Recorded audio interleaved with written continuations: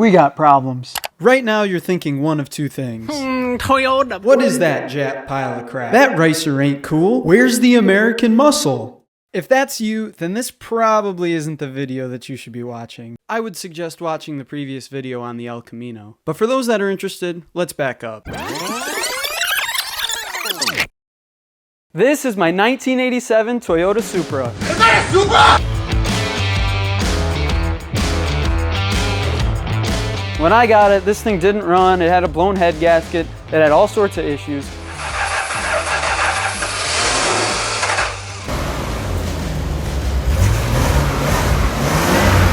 The problem is, when I worked on this thing, I knew next to nothing about cars. We're starting to see the effects of that today. We're gonna have to go back and kind of go through what my freshman year self was thinking. The goal here is to take this thing to the AUTOMOTION car show next Saturday, which means that gives us 7 days to get this ready on the road. So let's get into it. First things first, we need an oil change. We're gonna get that done and out of the way. We also have a fuel line leak that we need to address. Up you go.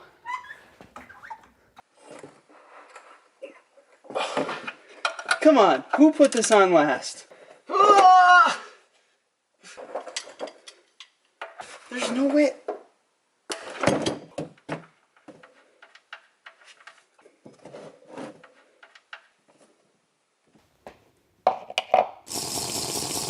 These are the kind of repairs that I'm talking about. I broke the fan shroud, so I just, put some electrical tape on top of some more electrical tape on top of some more electrical tape, and that's fine. Now that the oil change is done, we can get started on that fuel leak. This is the issue we're having. This metal line right here is leaking on the top, but this hose isn't long enough to go all the way to here. So what my plan is to just put another piece of hose, like a smaller piece, going from here to here, and hopefully that will stop the leak. A few moments later. With that line in there, it doesn't look like we're leaking fuel anymore. Excellent! While that's probably not the right way to fix that, it'll be good enough for now. I can come back to it later if I need to. We can move on to the next thing. I have everything we need to do to make a custom stainless exhaust. Once we get done, this is going to be pretty sharp.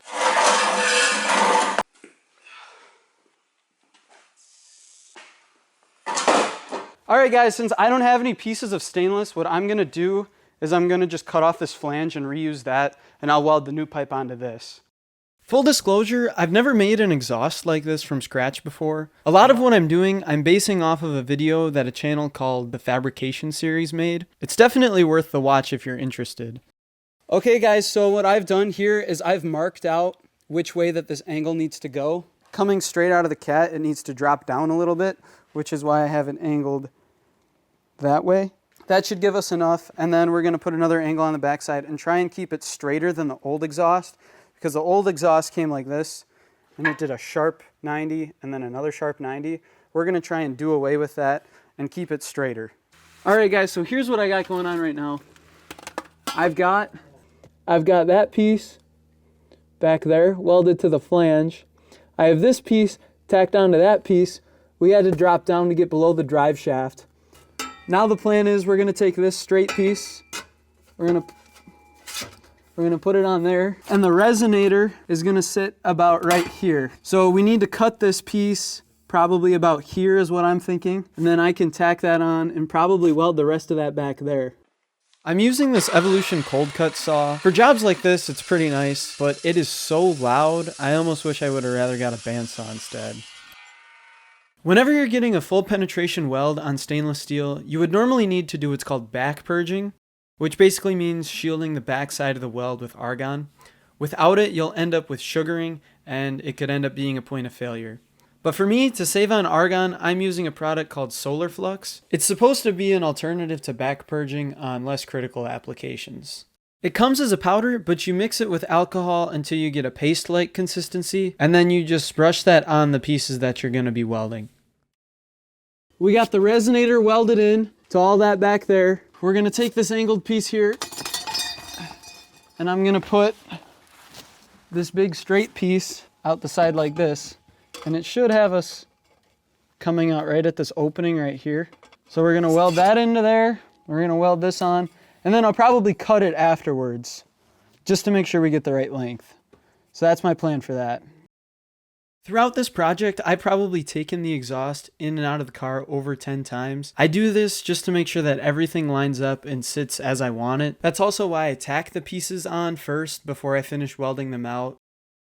Another thing that would have really helped me out here was a gas lens setup and a bigger cup. That extra gas shielding probably would have been a lot more forgiving for me.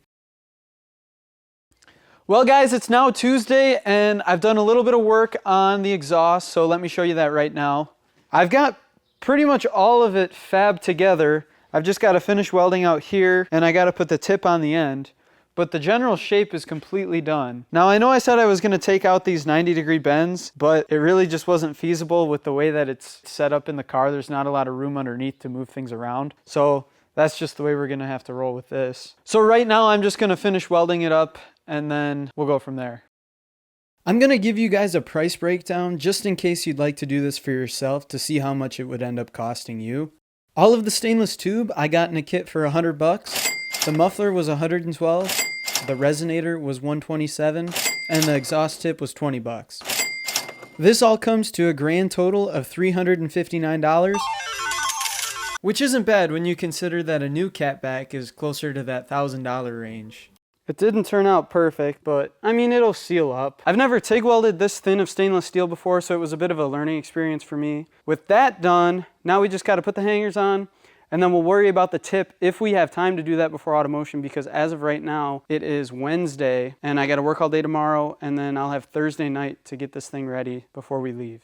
And it still needs a wash. It'd be nice to just get this done at the very least before we leave. Hey, Langdon, you ready?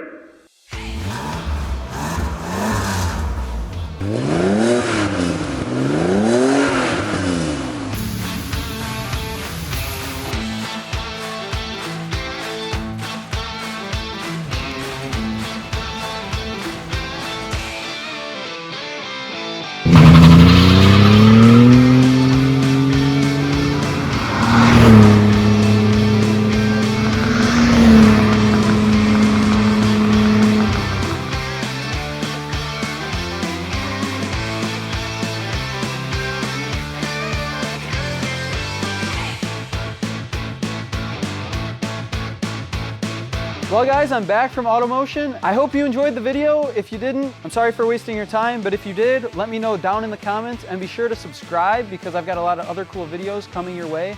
So stay tuned for that. Thanks guys.